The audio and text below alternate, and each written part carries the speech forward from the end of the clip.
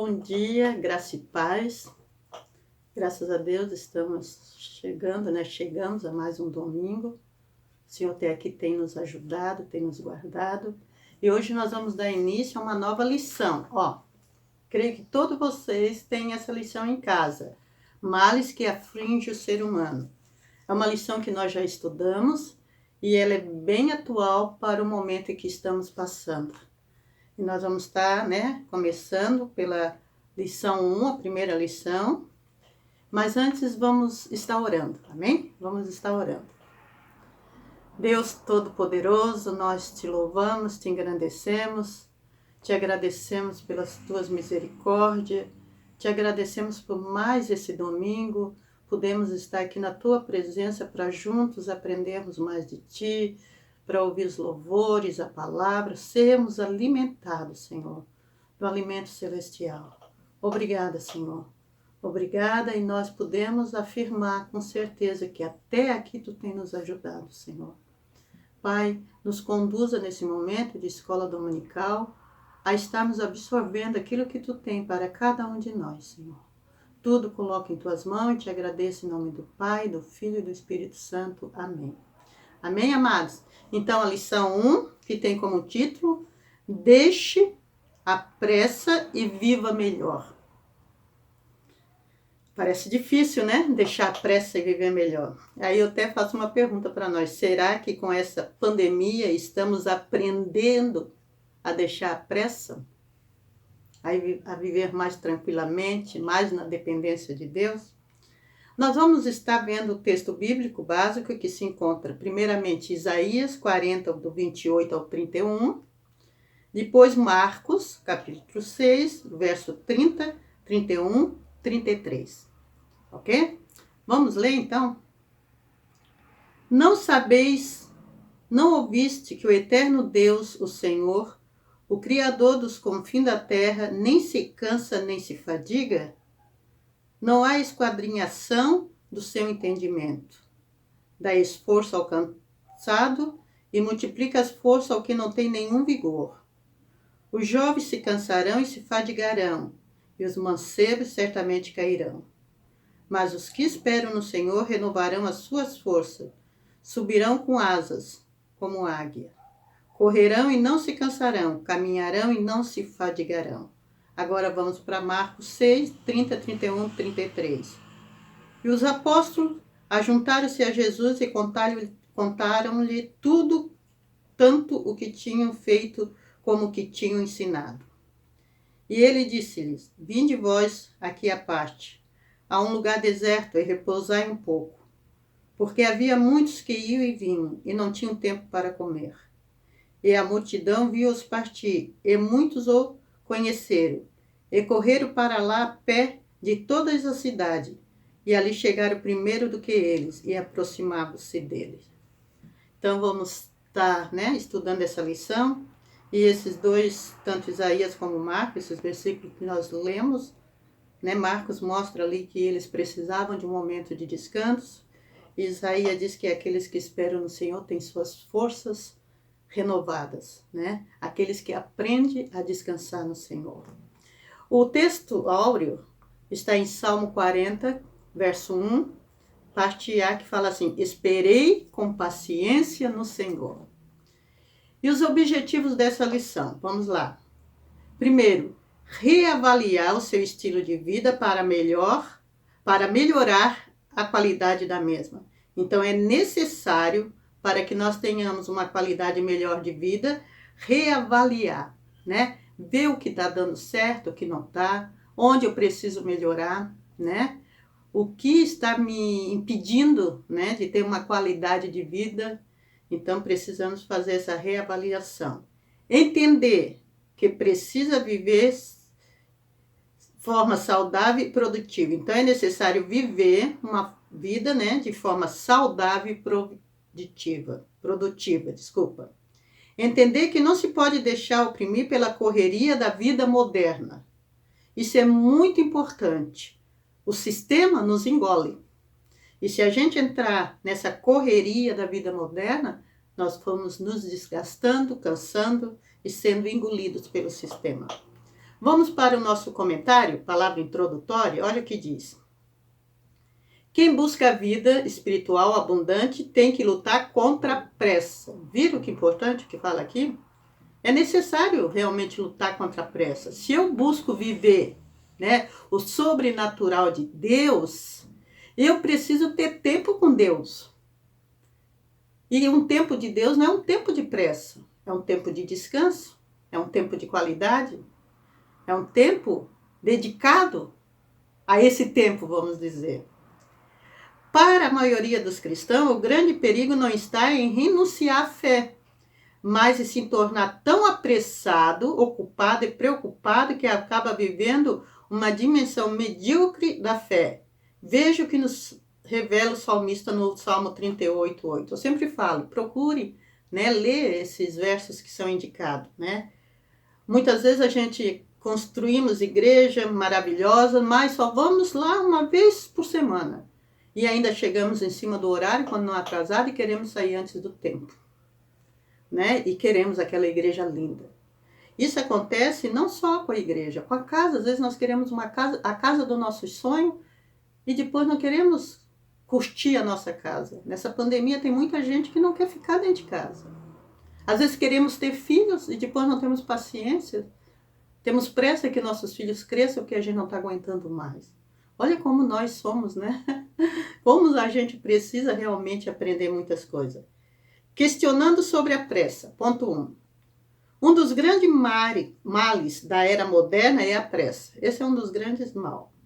Embora seja citado insistentemente o velho ditado, a pressa é inimiga da perfeição, a maioria absoluta não pratica essa verdade.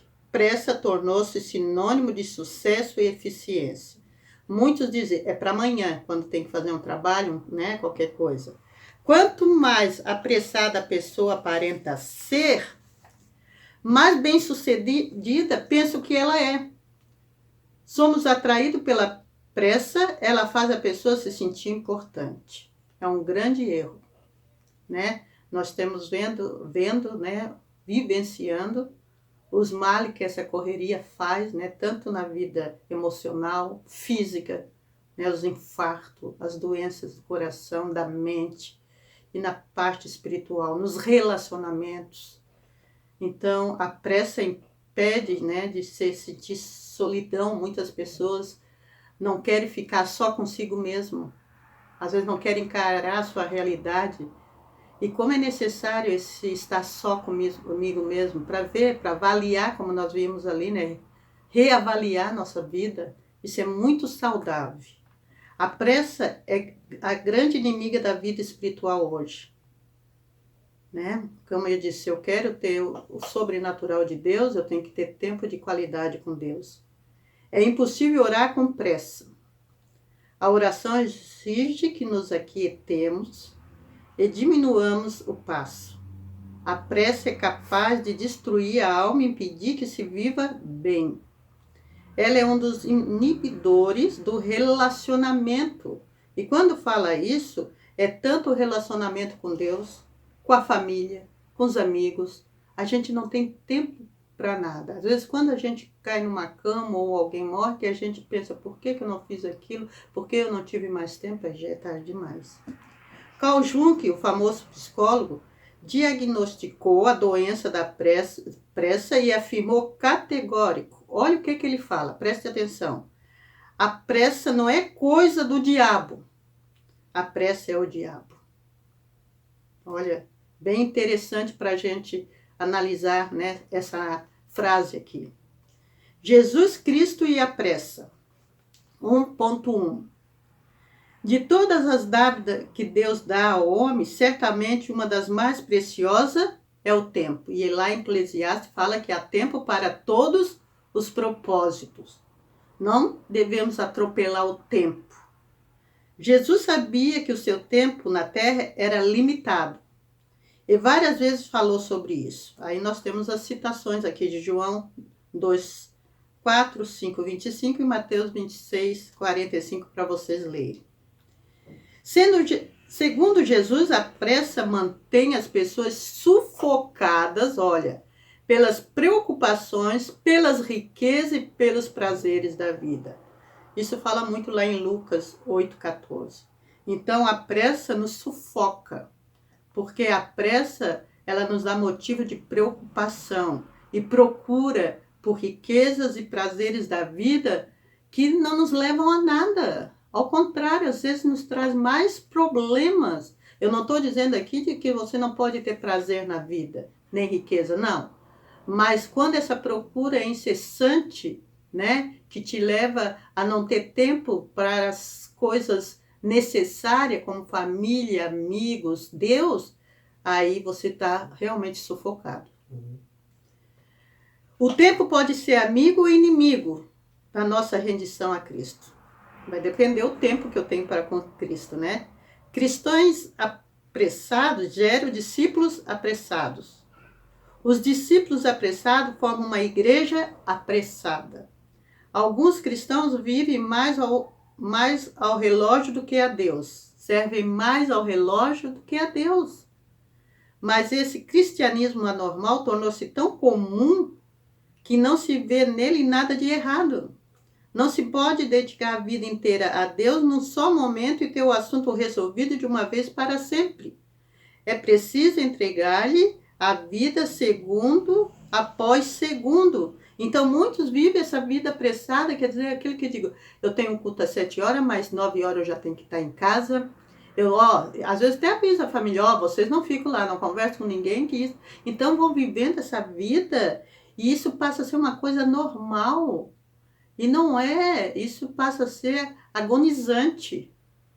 Isso leva a sofrimento mais tarde, né? Opressão realmente. A pressa nos impede de meditarmos, né? Se eu não tenho esse tempo de qualidade com Deus. E é quando eu medito que eu guardo a palavra de Deus no coração. Se eu não meditar, eu não guardo. É mais uma palavra ao ar. Então temos que tomar muito cuidado como nós estamos agindo.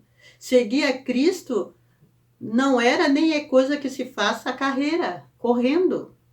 Quem o segue não pode andar mais depressa do que ele que lhe der o caminho, né? É como diz, tem um ditado que diz assim, botar as carroças em frente dos bois.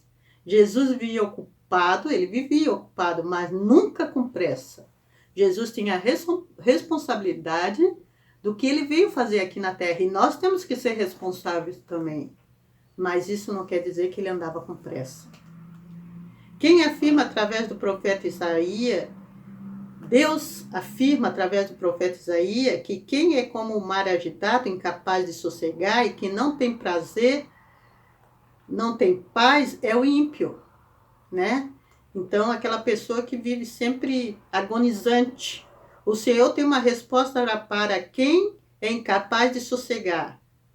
E aí nós vamos ver ali em Isaías 57, né? Que é bom que você leia, é muito interessante. Mas o salmista fala lá no Salmo 57, verso 1, parte B, a sombra das tuas asas me abrigo, até que passe as calamidades. Então, quer dizer que ele está dizendo, a sombra das tuas asas eu descanso, eu me aquieto, até que passe a tempestade. 1.2. O trabalho e a pressa. Possivelmente, alguém pode estar se perguntando como trabalhar e, ao mesmo tempo, harmonizar todos os desafios do dia a dia para conseguir viver sem pressa. Talvez você mesmo, nesse momento, está se perguntando isso, diante dessa lição. Para isso, tem que se ter um ponto de vista bíblico a respeito do trabalho. Sem uma perspectiva correta do trabalho e da pessoa e da pressa, pode-se ficar confuso e desanimado. Então, amados, a pergunta que eu faço é o seguinte, para que você trabalha? Para juntar tesouros que a traça vem e corrói e o ladrão rouba? Então, nós temos que ter uma perspectiva correta do trabalho. E a Bíblia nos ensina sobre isso. Olha o que fala, meu pai trabalha até agora e eu trabalho também. Isso foi Jesus que falou. Quem ensina que o trabalho é uma tarefa carnal, alega ao mesmo tempo que Deus e Cristo praticam atividade carnal. Não, trabalho não é uma tarefa, uma atividade carnal. Desde lá de Gênesis, Deus mandou Adão trabalhar. O que é impossível, né, dizer isso, né, que senão Deus e Cristo também seriam carnais. O trabalho torna-se uma prática carnal quando quem o realiza é carnal. Isso é em todo aspecto da nossa vida. Trabalhando por vários motivos e por motivos ilícitos, egoístas e gananciosos. Aí sim, o trabalho ele é uma atividade carnal. 1.2.1 Conceito da Bíblia. A Bíblia apresenta conceitos complexos quanto à natureza e o valor do trabalho. De certa perspectiva, ela descreve o trabalho como meio de expressão e de provisão, capaz de fazer o ser humano se sentir satisfeito e realizado. Deus ordenou que a realização fosse encontrada no trabalho antes da queda.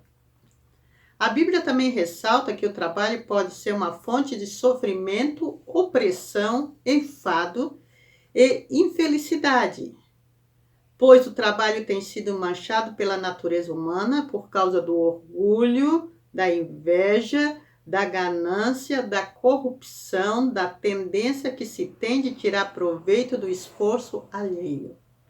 Muitos veem o local de trabalho, deixa eu virar, como uma arena marcada pela frustração contínua e por um estresse muito prejudicial.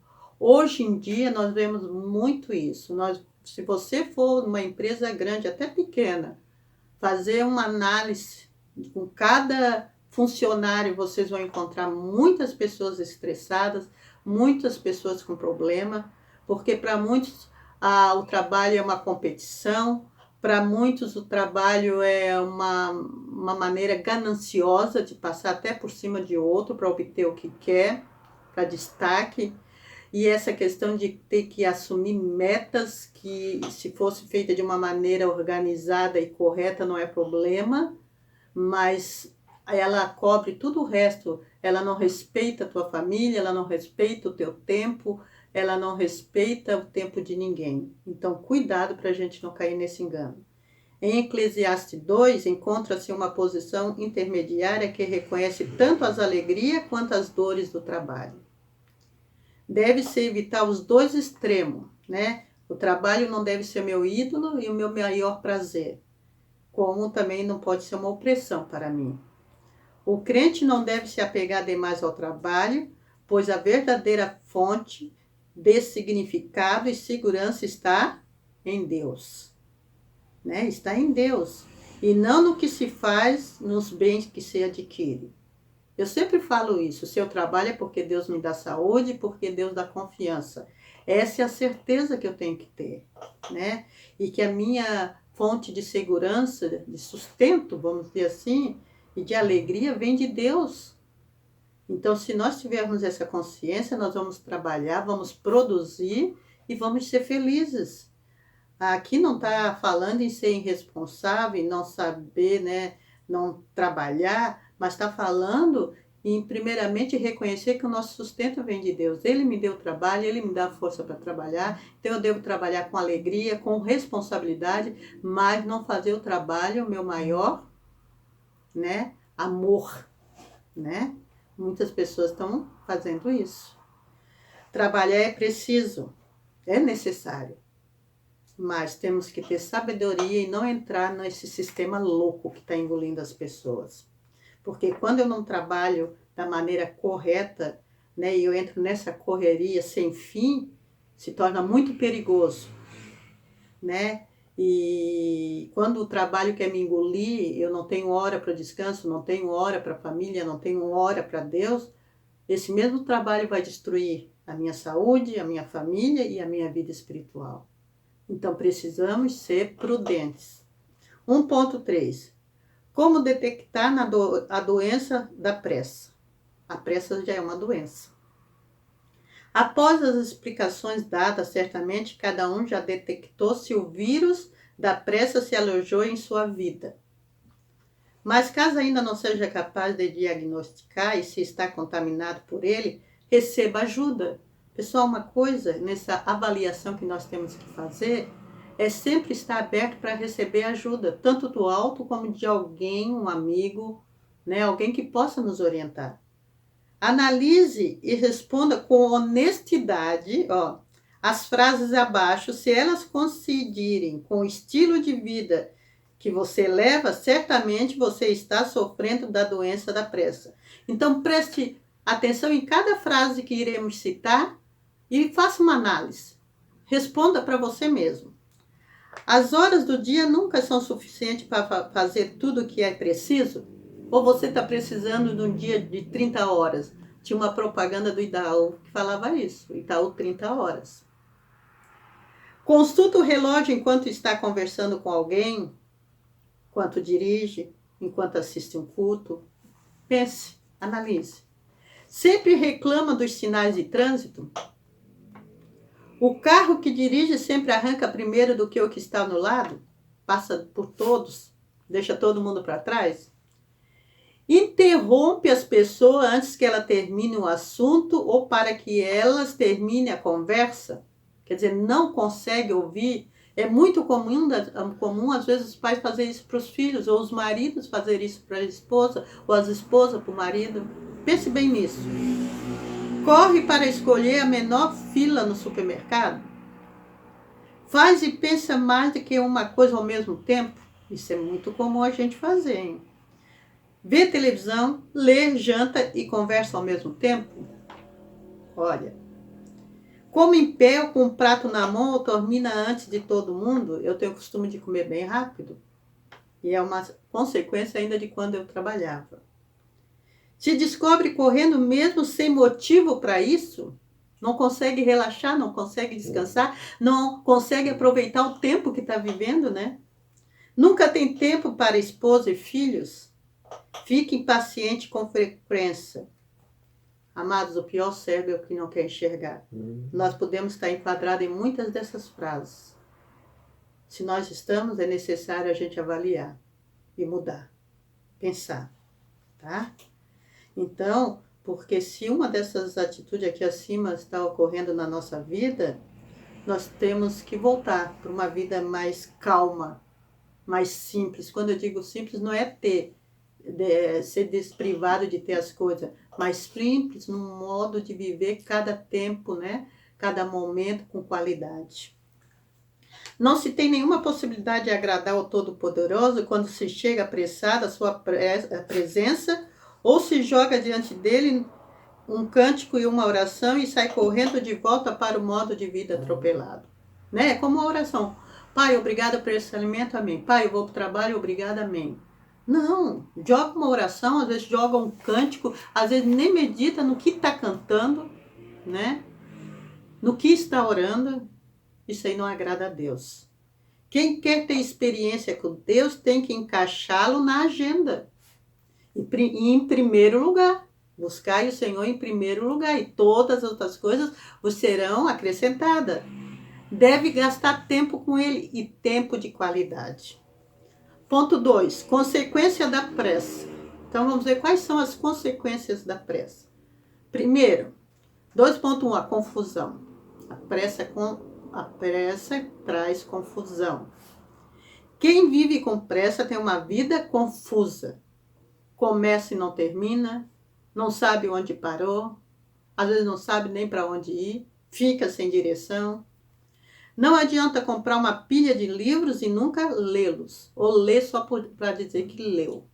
Né? Como eu digo, eu gosto de ler a Bíblia, mas eu não faço aquela agenda de ler no ano, porque eu volto. Essa semana eu te falando com um irmão que me ligou, eu digo, às vezes eu fico uma semana num capítulo, porque eu quero aprender. Eu não estou lendo só para dizer que eu li mais uma vez a Bíblia, não.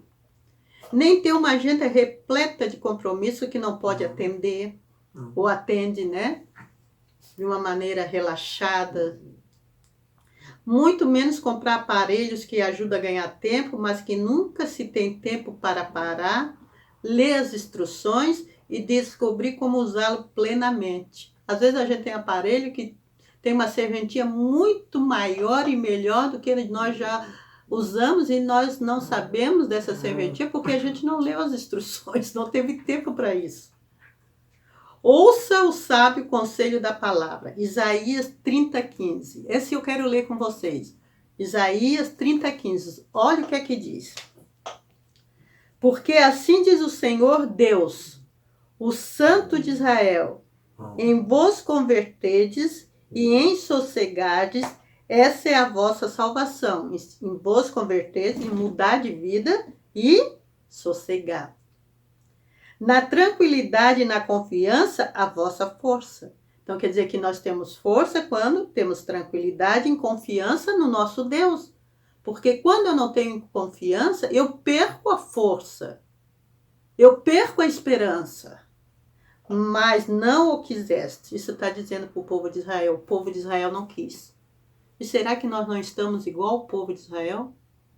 Leia de novo aí, Isaías 30:15. 2.2, superficialidade, né? Outra consequência da pressa. Se o cristão não aprender a dosar suas atividades e mudar seu estilo de vida, vai acabar vivendo uma vida superficial e sem muito significado. É ou não é verdade? Que não vai aproveitar. A pressa vai impedi-lo de atingir grandes objetivos e vai ainda destruir sua saúde. Olha, isso é sério. Então temos que estar atento. O cristão precisa reduzir o ritmo e ficar tranquilo. Foi ali, ó, Isaías 30:15 que Deus está falando para o povo. Nós perdemos até a nossa força por querer fazer tudo às pressas. Ficamos sem fôlego. Né? Então é necessário aprender, né? E a lidar com o nosso ritmo de vida para termos uma vida tranquila. 2.3, incapacidade de amar. A pressa rouba a capacidade para amar. Isso é muito sério, irmão. Preste atenção. O amor precisa de tempo e tempo é coisa que as pessoas apressadas não têm. O amor precisa de atenção para ser cultivado, né? Precisa de muita comunicação e relacionamento. E se você não para ouvir, se você não tem, né, capacidade de ouvir, se você não tem tempo para ouvir, se você não cultiva esse amor, então você não está tendo capacidade realmente de amar. O relacionamento, tanto com o amor como com Deus, assemelha-se à conversa com alguém por quem se está apaixonado. Lembra do seu primeiro, né, momento ali do namoro? Como você ouvia todas as histórias, até aquelas histórias sem graça e achava engraçado, que você estava apaixonado. Então você se dispunha a ouvir. E esse deve ser o nosso relacionamento com Deus, tanto com quem nós amamos, que inclui esposo, filhos, pai, mãe. Deve ser essa atitude de apaixonado, querer te ouvir. Um relacionamento feliz e duradouro não é construído apressadamente. 2.4, outro, insensibilidade às dádivas da vida.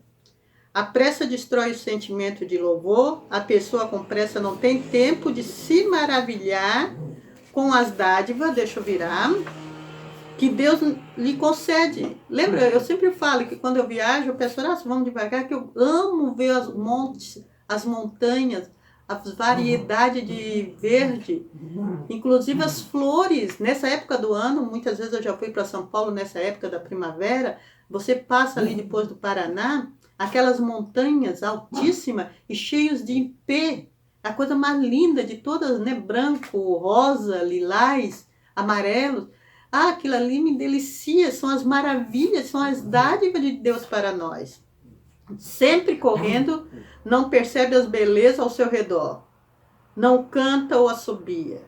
Não ora ou adora. Não contempla a vida ao seu redor. Torna-se insensível, dura e desatenta. Então, aqui, ó, Paulo já recomendava, ali em Efésios 5:15, né, 16, Sempre haverá momentos atribulados, mas aqueles que conseguem parar e procurar uma fresta no céu, encontrará vigor. Lembra, eu ministrei outro dia, mas em cima está livre, uma fresta no céu. E para isso precisamos de tempo. 2.5. Desgaste emocional é outra consequência bem séria que a gente tem vivido e tem visto muito nesses últimos dias, né? O apressado sofre com as tensões, os descontroles emocionais e o que faz perder a compostura, né? Vive irritado, irado e polarizado. Esse estado de ânimo provoca palavras afiadas ou brigas familiares. A raiva o impede de receber amor ou transmiti-lo aos seus familiares. A família é construída segundo a segundo. O lar é edificado ou destruído através do tempo que investimos ou não investimos um ao outro. Então é necessário investir tempo para que tenhamos lares saudáveis, famílias saudáveis e relacionamentos saudáveis, porque no trabalho eu preciso ter relacionamentos saudáveis.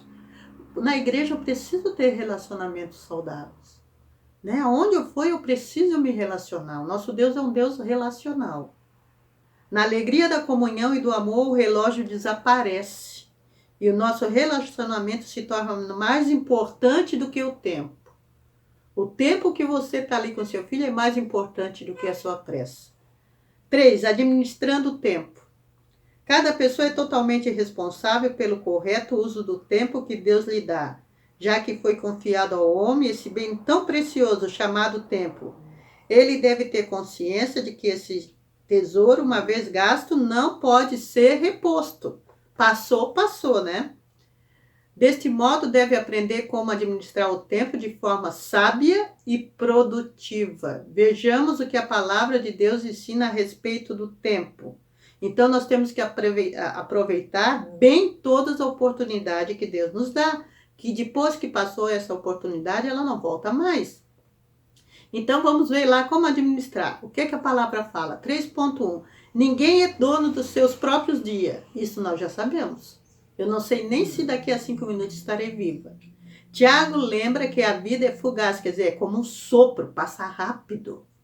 Portanto, é bom que se organize o dia, de tal maneira que se tenha tempo para tudo, não só para o que é urgente, presta atenção, mas muito mais para o que é importante. Quem não planeja a sua vida está planejando falhar. Urgente, né? Nós temos que ver isso. É o que é preciso ser feito e com rapidez.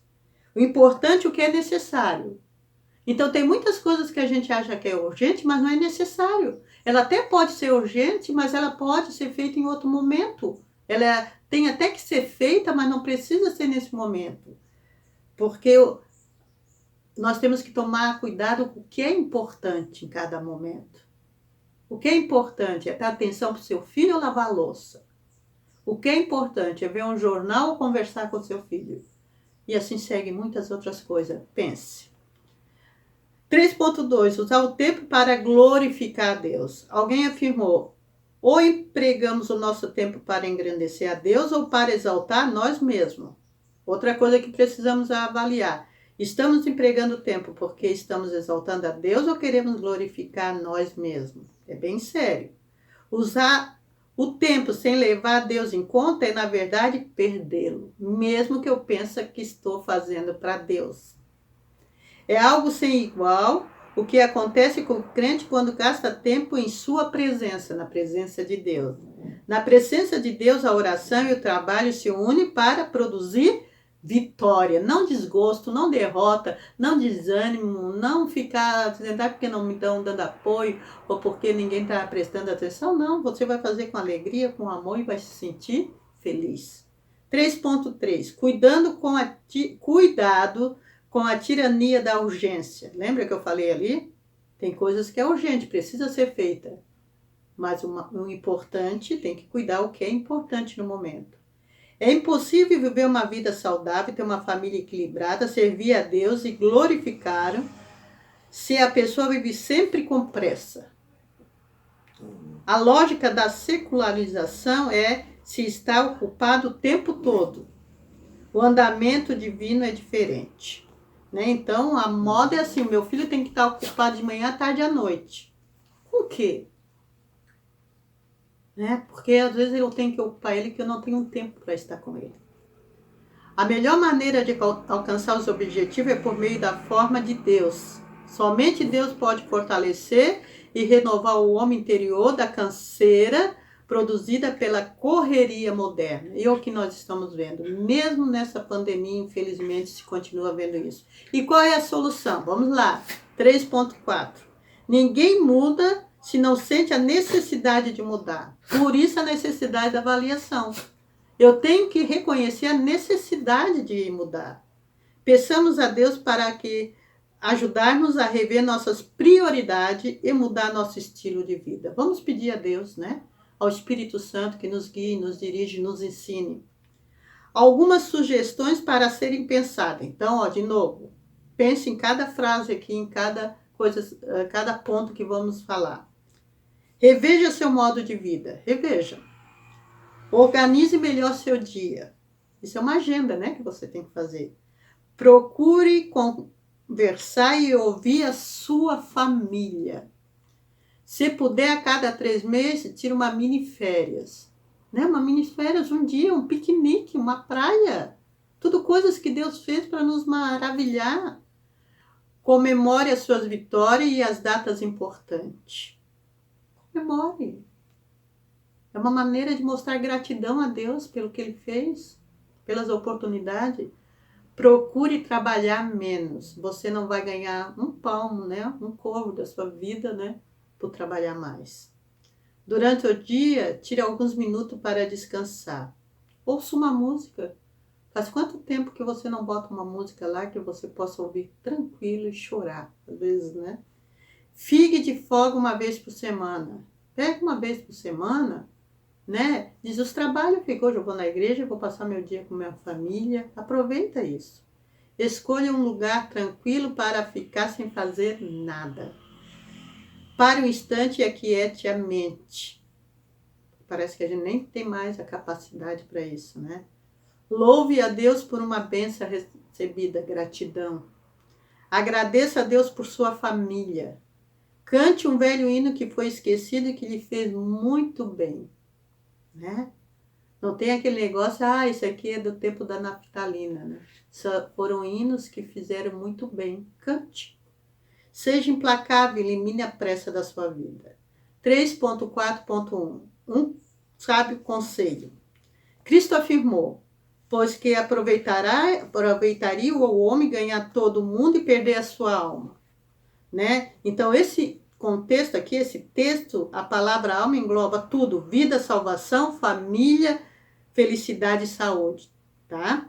Ninguém pode ser feliz vivendo debaixo da pressão o tempo todo, correndo como louco, sem desfrutar a vida e convívio da família, e principalmente da comunhão com Deus. A vida apressada gera neurose, irritabilidade e caos. É ou não é verdade? Se nós somos conscientes, vamos ver que é verdade. Conclusão, amados. Você é ou não uma pessoa apressada? É uma pergunta para você meditar, né? Analisar. Usa o tempo em benefício próprio ou vive escravizado pela tirania da urgência? Quem pensa que vai durar para sempre é um tolo. Quem acha que não precisa colocar limites sobre a correria que o trabalho, os compromissos e as responsabilidades impõem, a qualquer momento sofrerá um infarto. Eu tive um amigo que semana passada sofreu um infarto, uma pessoa que eu conheço muito bem. E eu disse, quando é que tu vai parar? Quer estar, né, conhecendo tudo, fazendo tudo? E eu digo, não é por aí. Quem esquece princípios básicos para um saudável, feliz e duradouro relacionamento familiar, sem demora perderá sua família. Olha, é bem sério. Existem coisas que não esperam, o tempo corre, né, inexoravelmente para levar todos para o caminho de todos os mortais. Um dia nós morreremos e vai ficar tudo aí. Às vezes, até o que nós juntamos para a briga entre irmãos, até morte. Ou se controla o tempo ou se usa para a própria felicidade, ou será esmagado debaixo do peso da preocupação e do ativismo. Irmão, então, preste bem atenção. Vamos administrar o nosso tempo, vamos avaliar, vamos ver para que tanta pressa, para que tanta urgência, se nós não vamos levar nada. E tudo que nós estamos vivendo, às vezes até tudo que nós temos, um dia não será mais nosso. Então vamos nos aquietar, vamos, nos achegar mais a Deus e viver uma vida com qualidade, com Deus, com a nossa família, com nossos amigos. Que isso sim vai trazer saúde física, emocional e espiritual para nós. Vamos orar? Pai Todo-Poderoso, nós te louvamos, te engrandecemos, obrigada por essa lição. Que nós não venhamos só ouvi-la e passou, já terminou a escola, mas que nós possamos pegar essa lição, nós que temos ela em casa, e meditar, avaliar onde que nós precisamos mudar. O que é que nós estamos fazendo que não te agrada? O que é que nós estamos fazendo, e que as consequências são, Senhor, irritabilidade, falta de sensibilidade, falta de tempo, de qualidade, falta de comunhão contigo. Pai, eu te peço em nome de Jesus que através do Teu Espírito Santo venha ministrar em nossos corações mudanças, Senhor, que tanto precisamos. Tudo entrego nas Tuas mãos e te agradeço em nome de Jesus. Amém. Amados, logo em seguida temos o culto e o pastor Roberto, de Curitibano, vai estar trazendo a palavra. Deus abençoe cada um de vocês.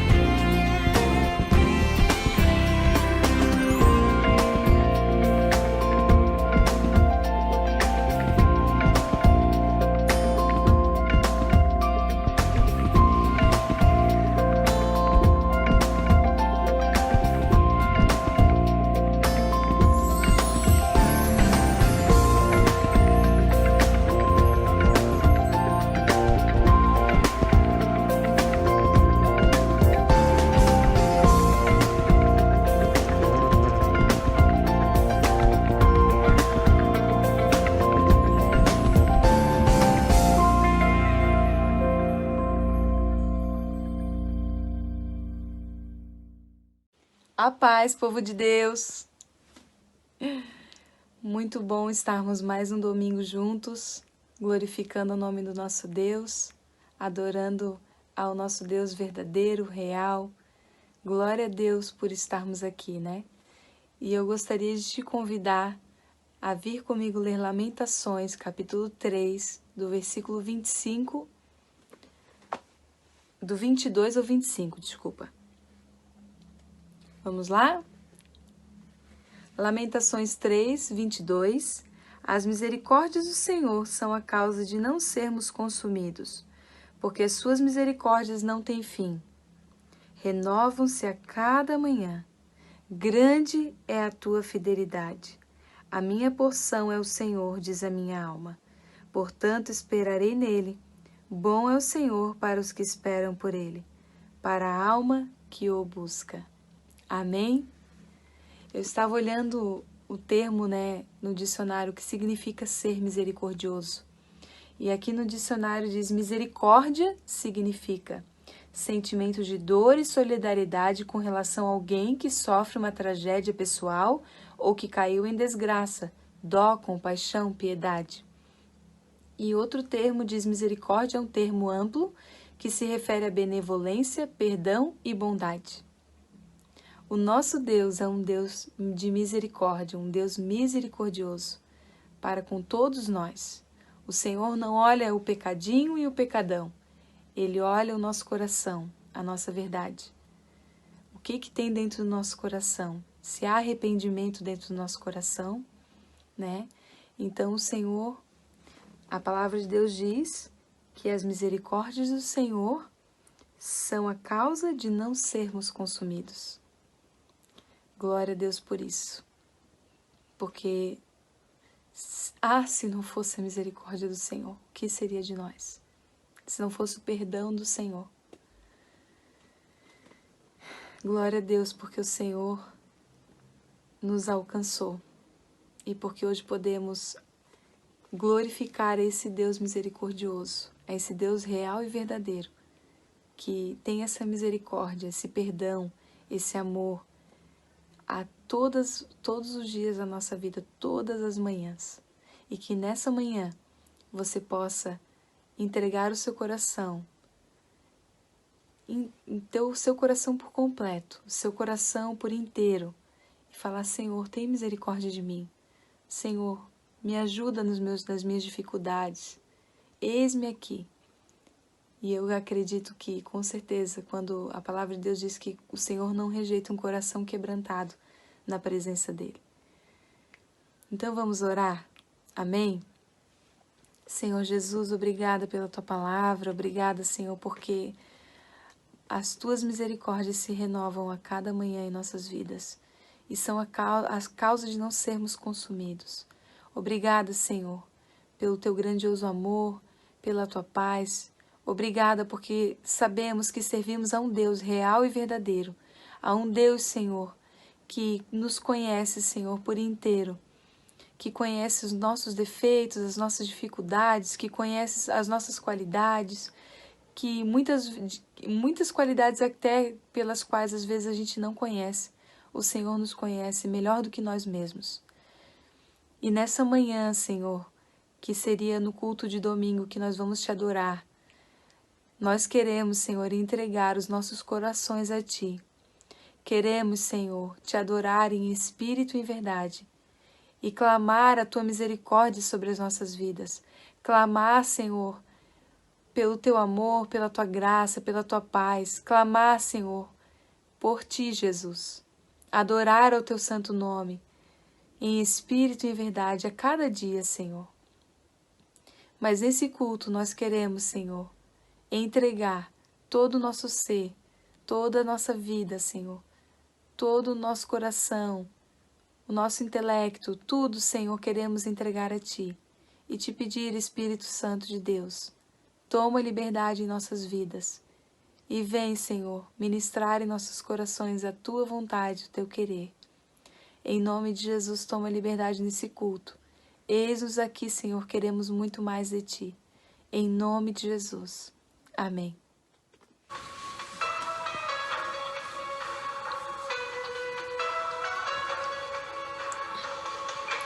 Oh, oh, oh, oh, oh. Verbo vivo viveu entre nós, Filho do homem, Filho de Deus, curando os enfermos, livrando os cativos, era chegado o reino de Deus.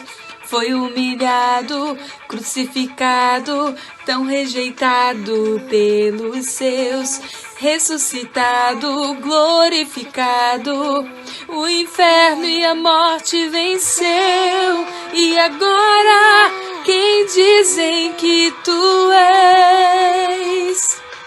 Um profeta, um agitador qualquer. Teu Espírito me revela quem Tu és, ungido de Deus.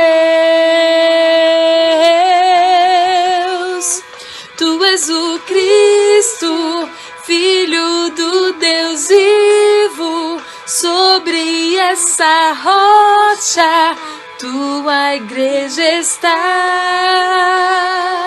Tu és o Cristo, Filho do Deus vivo, rocha inabalável, outro igual não há, igual não há.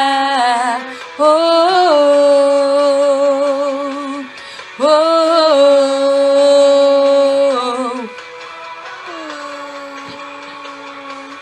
Verbo vivo viveu entre nós, Filho do homem, Filho de Deus, curando os enfermos, livrando os cativos, era chegado o reino de Deus, foi humilhado, crucificado pelos seus, ressuscitado, glorificado, o inferno e a morte venceu, e agora quem dizem que tu és? Um profeta, um agitador qualquer. Teu Espírito me revela quem tu és. Ungido de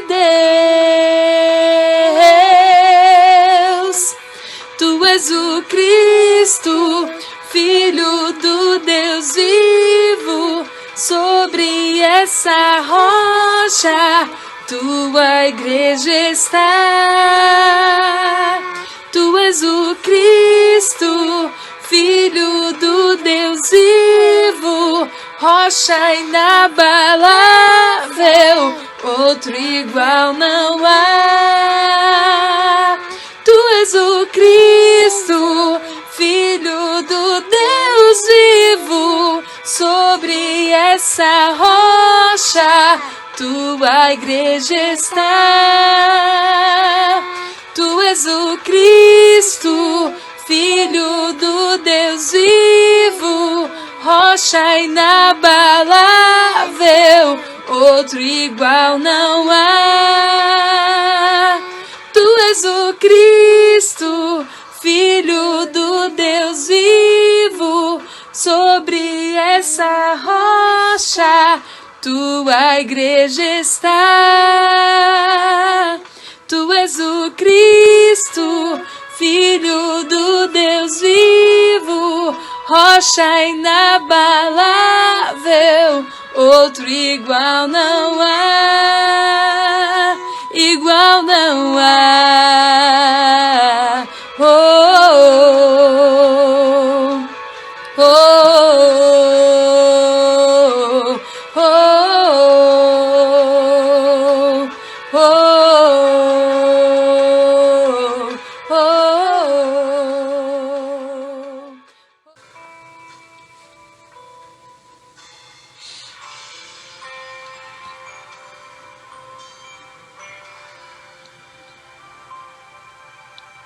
Minha fé não está firmada nas coisas que podes fazer. Eu aprendi a te adorar pelo que és. Dele vem o sim, o amém, somente dele, mais ninguém. A Deus seja o louvor. Se Deus fizer, Ele é Deus. Se não fizer, Ele é Deus. Se a porta abrir, Ele é Deus. Mas se fechar, continua sendo Deus. Se a doença vier, Ele é Deus. Se curado eu for, Ele é Deus. Se tudo der certo, Ele é Deus. Mas se não der, continua sendo Deus. Minha fé não está firmada nas coisas que podes fazer. Eu aprendi a te adorar pelo que és. Dele vem o sim, o amém, somente dele, mais ninguém. A Deus seja o louvor. Se Deus fizer, Ele é Deus. Se não fizer, Ele é Deus. Se a porta abrir, Ele é Deus. Mas se fechar, continua sendo Deus. Se a doença vier, Ele é Deus, se curado eu for. Ele é Deus, se tudo der certo. Ele é Deus, mas se não der, continua sendo Deus. Eu não adoro pelo que Ele faz, eu adoro pelo que Ele é. Haja o que houver, sempre será Deus. Eu não adoro pelo que Ele faz, eu adoro pelo que Ele é.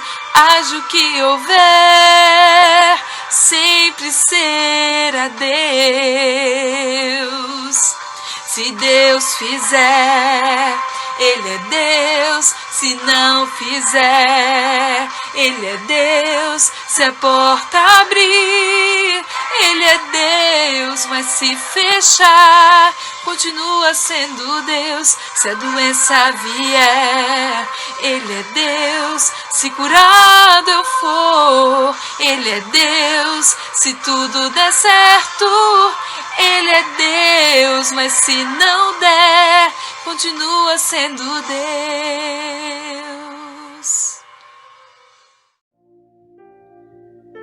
Meus queridos irmãos, é uma alegria e uma honra para mim poder me dirigir aos amados na nossa querida igreja, para a nossa querida igreja em Florianópolis, onde o pastor Horácio, pastora Débora, são os servos de Deus, os ungidos de Deus que estão ali trabalhando com todos os nossos amados. Eu quero dizer que a nossa palavra que reservamos para essa oportunidade, talvez alguns teriam uma expectativa de ouvir uma mensagem diferente, algo assim muito especial, pois eu lhes digo que o que nós temos para falar é uma mensagem simples, porém respaldados pela unção de Deus que está sobre as nossas vidas. Nós queremos transmitir aquilo que Deus colocou no nosso coração para falarmos aos nossos amados irmãos. Queridos, a palavra de Deus encontramos como texto base para a mensagem, Salmos, o de número 57, Salmo de número 57, e diz assim: tem misericórdia de mim, ó Deus, tem misericórdia de mim, porque a minha alma confia em Ti, e à sombra das Tuas asas me abrigo, até que passem as calamidades.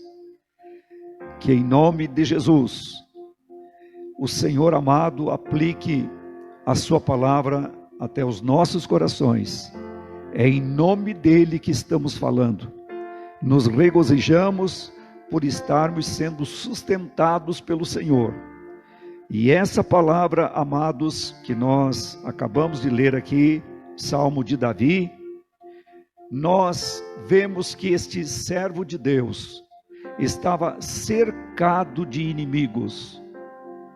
Vemos que é oportuna a mensagem para hoje, porque os dias que estamos vivendo são dias de calamidades, e nós temos visto tudo o que está acontecendo.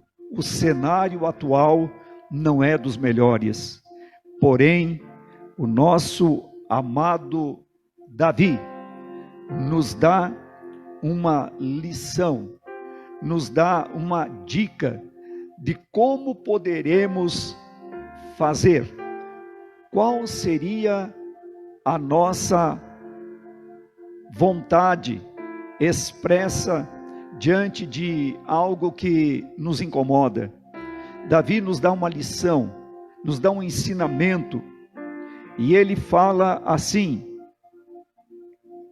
tem misericórdia de mim, ó Deus, tenha misericórdia de mim. Olha a humildade dele. Ele era um guerreiro também, mas ele fugia de inimigos, principalmente de Saul. Ele estava fugindo, ele estava em apuros. Eu quero dizer nessa oportunidade que eu e você, é bastante natural até que estejamos passando por provas, por apuros, porque é esse o momento que nós estamos vivendo. Davi, ele passou por dificuldades, perseguições, e quem sabe você diria nessa oportunidade: mas eu não estou passando as mesmas dificuldades do Davi, eu não estou enfrentando as mesmas lutas. Mas quem sabe muitos de nós podem dizer: estamos enfrentando dificuldades e nós estamos desejosos de escaparmos, de livrarmos-nos dos ataques do inimigo, o nosso arqui-inimigo. E alguém diria: pastor, eu não estou conseguindo. Nós precisamos entender algumas coisas para nos prepararmos adequadamente, amados irmãos, ante as lutas e as provas que passamos e que muito provavelmente vamos passar ainda aqui neste mundo. O sábio diz em Eclesiastes 9:2 que tudo sucede igualmente a todos. Estamos sujeitos às calamidades, aos sofrimentos, mas nós temos uma segurança, nós temos um local de refúgio, nós temos o socorro bem presente que o nosso Deus oferece a todos nós. Glórias a Deus. É possível termos paz em meio ao perigo. Amados irmãos, como nós dissemos, sobre calamidades, sofrimentos, aflições, alguém diria: meu Deus, como isso tem sido intenso. Mas eu elenquei aqui quatro tipos de calamidades. A primeira delas são as calamidades naturais, como terremotos, inundações, incêndios, secas. É um tipo de calamidade. Segundo, calamidades sociais, confusão, crimes, guerras, desunião familiar. E a terceira, pastor, calamidades físicas, doenças, dores, enfermidades. E a quarta, calamidades espirituais, depressão, medo, angústia, remorso, sentimento de culpa, espírito de suicídio, traumas complexos. Então, eu elenquei aqui 4 tipos de calamidades: naturais, sociais, físicas e espirituais. Mas o que fazer numa hora dessas? O que fazer diante da calamidade? Assistindo, quietos, braços cruzados? Ou então, teremos a iniciativa de procurar em Deus a solução, procurar em Deus o refúgio, o abrigo seguro, através do que? Nós dizemos, sem dúvida, orando. Através da oração, podemos orar ao Senhor com confiança, buscando a Deus, como diz a palavra, enquanto se pode achar. Amados, o Salmo 17:8 traz um tipo de mensagem para cada um de nós e está afirmando algo que alegra o nosso coração. Lá diz: guarda-me como a menina do olho, esconde-me à sombra das tuas asas. Aqui o salmista emprega 2 figuras de linguagem que relembram o amor de Deus por seus filhos, pelos seus fiéis, e que Deus tem cuidado deles. A menina do olho, todos sabemos que a pupila sendo aqui uma metáfora em hebraico, expressando algo muito valioso e querido. A sombra das tuas asas é uma outra metáfora, oriunda da cena de uma galinha protegendo seus filhotes sob as asas. Significa o quê? Proteção, amável proteção da parte do Senhor. O salmista dizia: guarda-me, Senhor, sustém-me, socorre-me, Tu és o meu refúgio. Nós sabemos que quando nós oramos, quando nós clamamos ao Senhor, entendendo essa palavra, nós podemos ver que é exatamente a mesma reação que alguém teria instintivamente para proteger a sua pupila em qualquer caso de perigo. É uma reação natural. Nós nos defendermos é algo instantâneo, extremamente rápido. E o salmista pedia rapidez da parte do Senhor. Ele pedia: Senhor, vem depressa, socorre-me. Senhor, eu preciso de algo muito rápido, muito presente. É neste momento. Glórias a Deus. Sabemos que essa expressão já era usada lá no Pentateuco.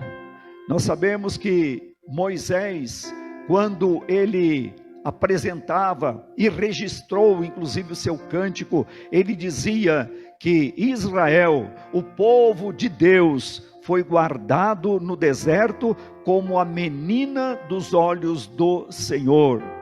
O Senhor muito rápido, o Senhor extremamente rápido, Ele é muito presente nessas horas.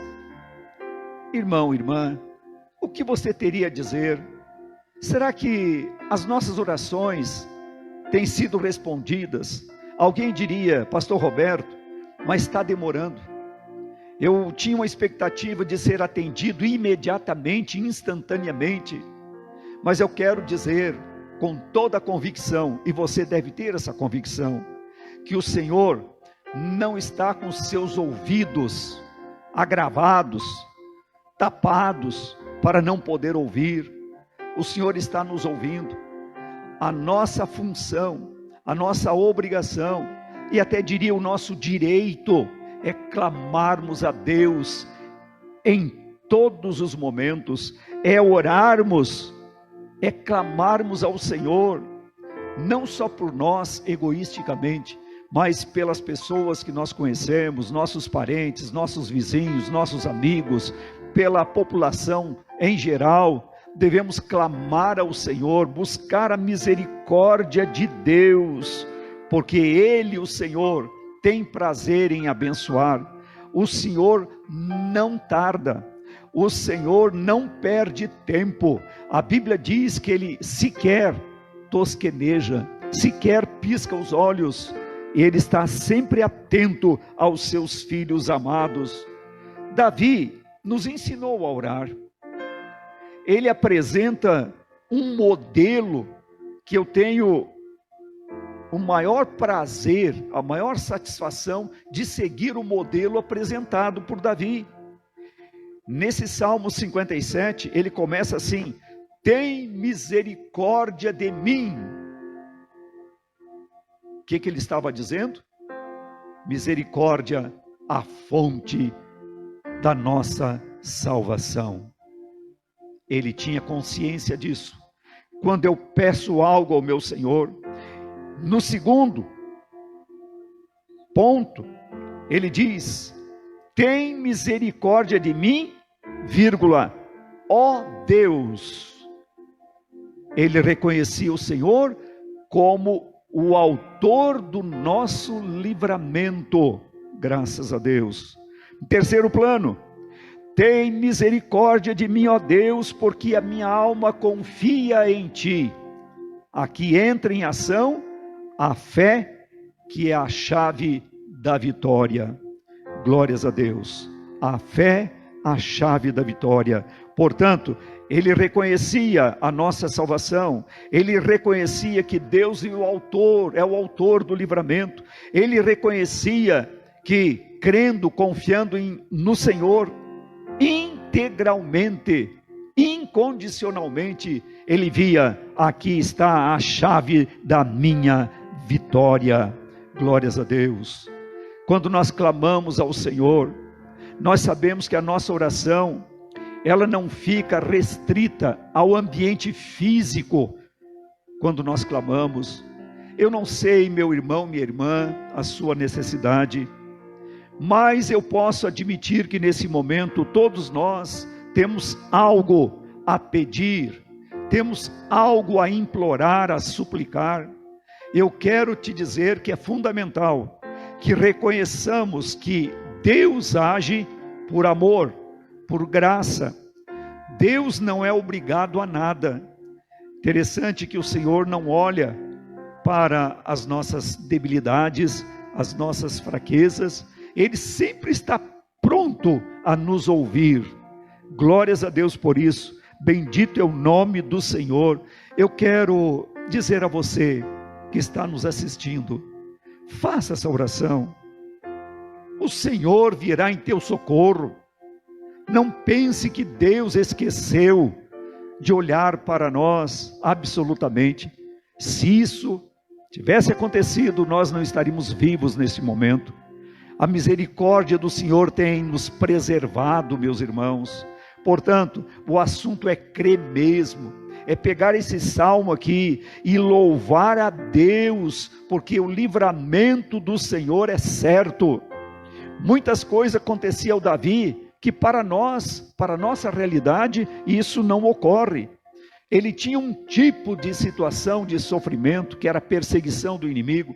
Hoje nós podemos ter N outras situações, doenças, desavenças, problemas econômicos, problemas financeiros, problemas de relacionamentos, problemas de toda ordem. Mas quando nós clamamos ao Senhor, eu tenho a fé viva, e você também, que Ele é suficientemente poderoso para nos abençoar. A Bíblia diz que Ele é poderoso para fazer muito mais, além daquilo que pedimos ou pensamos. Glórias a Deus. Em nome de Jesus, eu quero dizer a você, meu irmão, minha irmã, que o Senhor vai cumprir em nossas vidas o que está escrito. A promessa do Senhor é para nós hoje. O Senhor nos advertiu que nós teríamos até aflições neste mundo. Muitos estão dizendo: aonde está Deus? Deus está sempre no mesmo lugar aonde sempre esteve. O Senhor está esperando. Eu diria assim, forçando a expressão, Deus está numa expectativa de mudança de comportamento dos homens, do ser humano, da raça humana. Eu tenho certeza que o Espírito Santo nos leva a meditarmos, a quebrantarmos o nosso coração, a voltarmos-nos para Deus. Então não fique crendo nas soluções políticas, não fique crendo na ciência em primeiro lugar. Vamos depositar a nossa confiança no Senhor. Através de Jeremias, Deus fala que maldito o homem que confia no homem, mas que é bem-aventurado o varão, o homem, a mulher que teme ao Senhor e que confia no Senhor. Nós temos confiado no Senhor.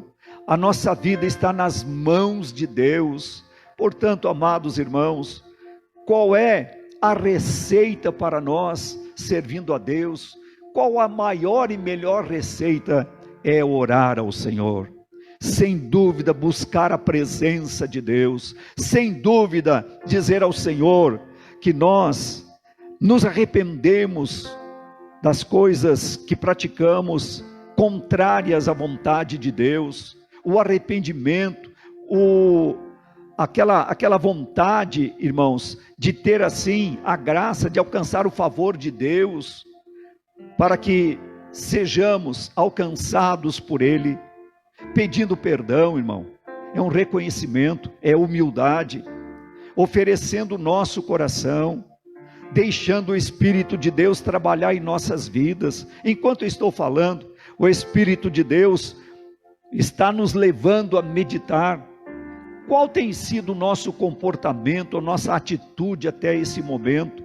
Será que nós, muitas vezes, não estamos sendo flagrados, murmurando, nos queixando? Não é isso que devemos fazer. Ainda que as coisas não sucedam de uma maneira normal, nós confiamos no Senhor, estamos alegrando o coração de Deus. Bendito é o nome do Senhor. Nós sabemos que o Senhor nos responde, não é porque alguém nos deu essa notícia, é porque temos tido experiências próprias. O Senhor nos ouve quando nós clamamos, e Ele tem estado conosco. Irmãos, diante do cenário atual, alguém diria: olha, mas está tudo muito ruim, muito difícil. Eu te digo, muito pior estaria se a igreja do Senhor não estivesse unida, clamando a Deus, buscando a misericórdia do Senhor. O Salmo 50, versículo 15 diz: se me chamarem no dia da aflição, eu os livrarei e vocês me louvarão. Aleluia! O Senhor chama os fiéis para que sempre o busquem em tempo de necessidades e lutas. Nós devemos orar ao Senhor, mas aquela oração já crendo que a resposta ela é certa. Glórias a Deus. O Salmo 91:4, muitos dirão: eu conheço esse salmo, pastor, de cor. Mas eu te digo assim, a Bíblia diz, e o salmista assim fala: Ele te cobrirá com as suas penas, e debaixo das suas asas estarás seguro. Glórias a Deus. Em Deuteronômio 32:11, como a águia desperta o seu ninho, se move sobre os seus filhos, estende as suas asas, toma-os e os leva sobre as suas asas. Deus faz isso, protegendo, guardando, abençoando, oferecendo segurança aos seus filhos amados. O Salmo 63, 7 e 8 diz: porque tu tens sido o meu auxílio. Não só para o salmista, para mim também. Eu digo, e você, num ato de fé, pode repetir o que está escrito: porque tu tens sido o meu auxílio, jubiloso cantarei, refugiado à sombra das tuas asas. A minha alma te segue de perto, a tua destra me sustenta. Aleluia, que experiência gloriosa, receber da parte do Senhor o sustento, o livramento, Deus estando com a gente, irmãos. O Salmo 27:5, isso eu estou falando, alguém diria: mas você está falando, lendo alguns versículos, mas o que nós temos é a palavra de Deus, o que interessa é o que está escrito. A palavra de Deus é a nossa única regra de fé, por excelência, é a palavra que traz a nós a voz de Deus, nos mantém vivos. Glórias a Deus. Isto é maravilhoso pensar. Em tempos difíceis, Ele me esconderá no seu abrigo, Ele me guardará no seu templo e me colocará em segurança no alto de uma rocha. Que experiência gloriosa, que é transferida a nós, meus irmãos. Ele tem sido o teu auxílio, a tua rocha, Ele tem sido o teu refúgio. Eu acredito que sim. Quando nós nos flagramos abrigados, sustentados, socorridos pelo Senhor, a nossa vontade é que outras pessoas também tenham essa experiência, esse sustento, essa provisão da parte de Deus. Por isso nós glorificamos o nome do Senhor. O Senhor nos esconde, o Senhor nos protege. Glórias a Deus. Provérbios 3, 24 e 26 diz que quando te deitares não temerás, sim, tu te deitarás e o teu sono será suave. Quanta gente perdendo o sono, quanta gente com insônia, mas nós te dizemos nesta oportunidade, clame ao Senhor, agora mesmo aonde você está, clame a Deus e receba da parte do Senhor, não exatamente uma emoção especial, mas receba pela fé, tudo quanto Deus tem de recursos para a tua vida, receba o Senhor na tua vida, não temas o pavor repentino, nem a assolação dos ímpios quando vier, porque o Senhor será a tua esperança, guarde bem, porque o Senhor será a tua esperança, e guardará os teus pés de serem presos, o Senhor guardará os teus pés de caírem numa armadilha, é Deus que faz isso. Provérbios ainda 23, 17 e 18, aconselha o temor do Senhor todo dia. Versículo 18 diz, do capítulo 23 de Provérbios, porque deveras há um fim bom, não será malograda a tua esperança. Glórias a Deus. O que quer malogro? O que está dizendo não será malograda a tua esperança? Está dizendo assim, que não será frustrada a tua esperança, que não será mal sucedida a tua esperança. Nós não ficaremos envergonhados da esperança que nós temos no Senhor.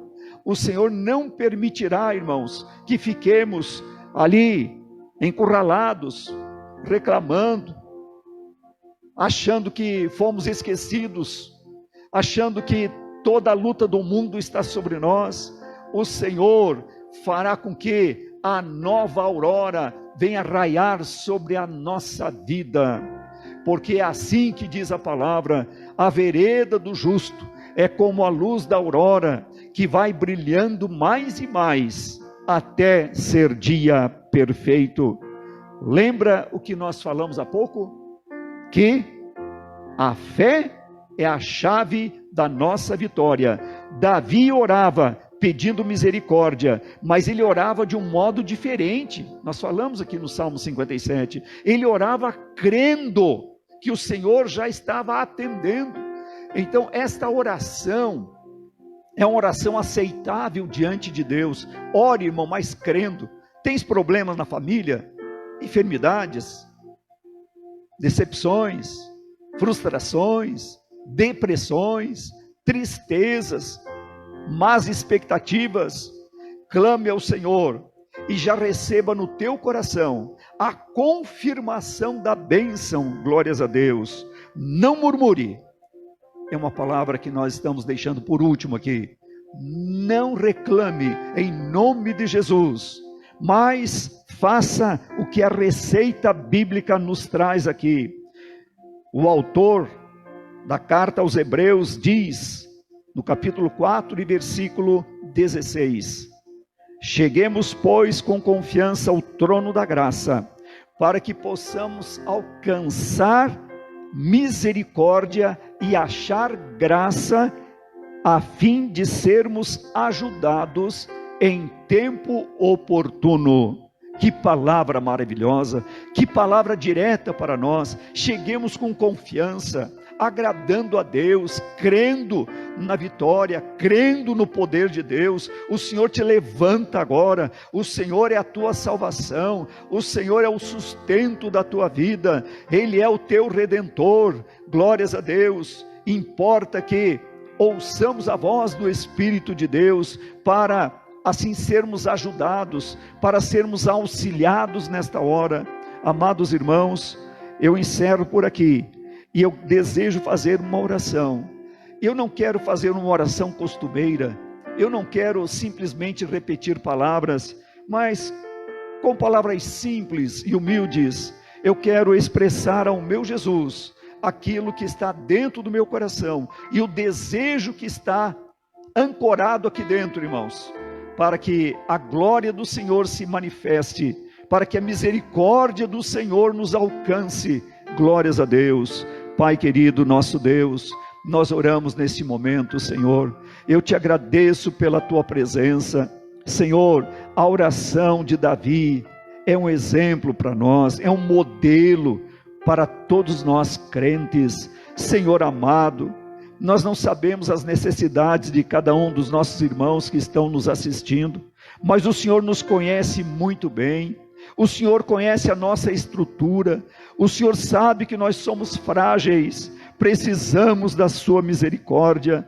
Espírito do Senhor, venha trazer graça, quebrantamento, conforto, consolo aos corações. Senhor, nós cremos na providência de Deus, estamos chegando até o trono da graça com confiança, porque sabemos que a ajuda do Senhor, ela não vem tardia. Conceda a tua graça, conceda a tua bênção aos teus amados, e que em nome de Jesus, a nossa vida mais clara se levante do que o meio-dia, ainda que hajam trevas, que seja ela como amanhã. Aleluia. Senhor, conceda a tua bênção, estende as tuas mãos poderosas, queremos louvar o teu nome com graça, com liberdade. Senhor, nos ajude até para isso. Queremos louvar o teu nome, Senhor, como é a vontade do teu Espírito Santo. Fica com os teus filhos, fica conosco. Em o nome de Jesus oramos e agradecemos. Amém, Senhor.